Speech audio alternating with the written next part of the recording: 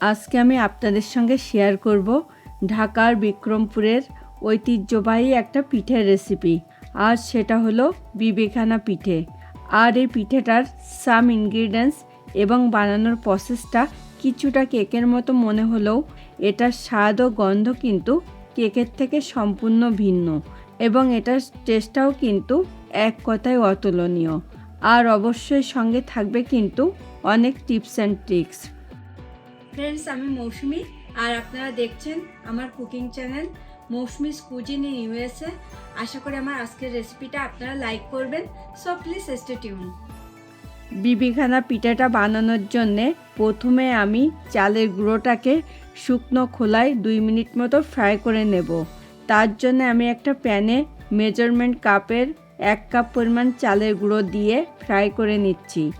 আর এই সময় আমি কিন্তু ওভেনের ফ্লেমটাকে মিডিয়াম টু লোতে রাখবো।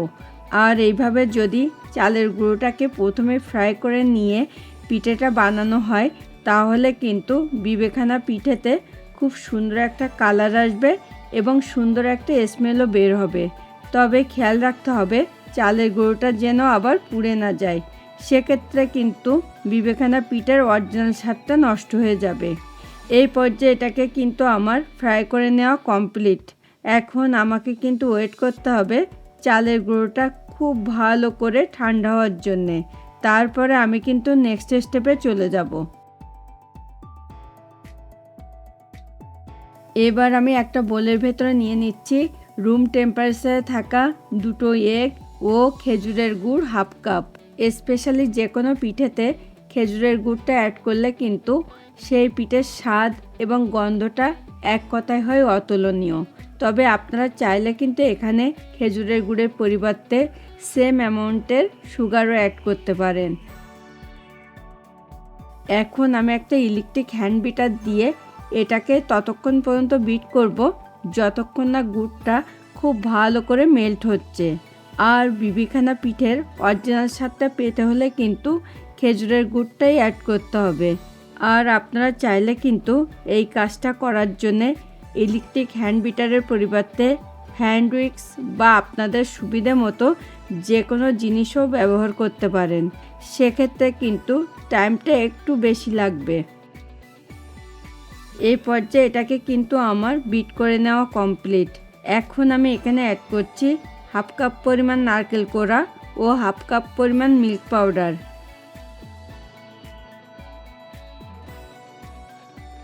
এখন আমি সব কিছুকে আবারও খুব ভালো করে বিট করে নিচ্ছি।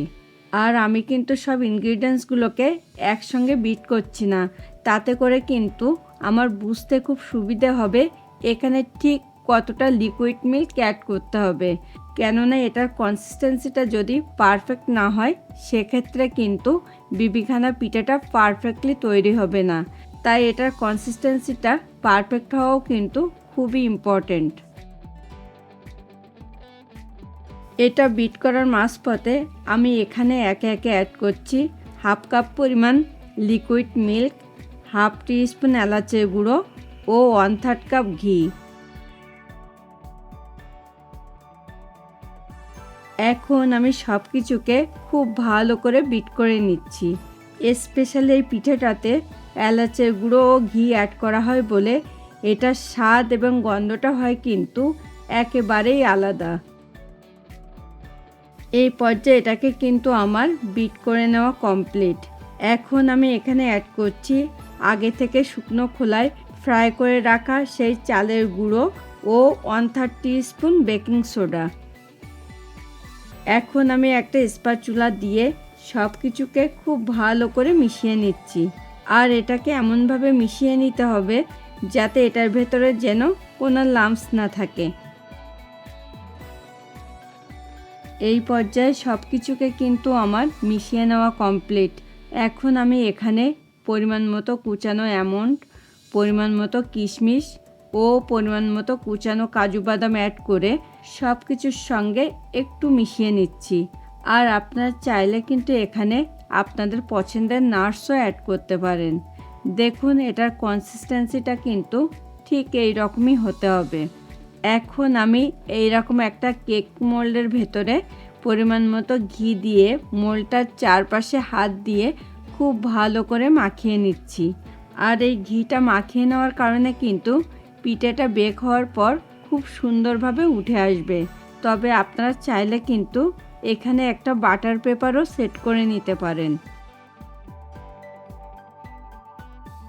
এবার আমি এই মোল্ডের ভেতরে আগে থেকে রেডি করে রাখা সেই পিঠের ব্যাটারটা ঢেলে দিচ্ছি। আজকে আমি এই পিঠেটা কিন্তু প্রিহিটেড ওভেনে বেক করব। তবে আপনারা চাইলে কিন্তু এই পিঠেটাকে গ্যাস ওভেনেও বেক করে নিতে পারেন। এখন আমি এটার উপর দিয়ে পরিমাণ মতো কুচানো আমন্ড, কিশমিশ ও কুচানো কাজু বাদাম ছড়িয়ে দিচ্ছি। তাতে করে কিন্তু পিঠেটা দেখতেও অনেক সুন্দর লাগবে। এখন আমি এটাকে 200 ডিগ্রি ফারেনহাইটে 1 ঘন্টার জন্য বেক হতে দেব। তো ফিরে আসছি 1 ঘন্টা পর।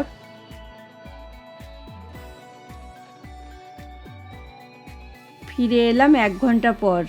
দেখুন বিবিখানা পিঠেটা কিন্তু আমার খুব সুন্দরভাবে বেক হয়ে গেছে। এখন আমি এটাকে আনমোল্ড করে নেব। তার জন্য প্রথমে আমি ছোট একটা নাইফ দিয়ে এটার চারপাশটা এভাবে একটু ছাড়িয়ে নিচ্ছি। এখন আমি এটাকে এভাবে আনমোল্ড করে নিচ্ছি। দেখলেন তো এটা কত সুন্দরভাবে মোল্ড থেকে উঠে আসলো। এবার আমি এটাকে একটা নাইফ দিয়ে আমার পছন্দ মতো পিস করে নিচ্ছি।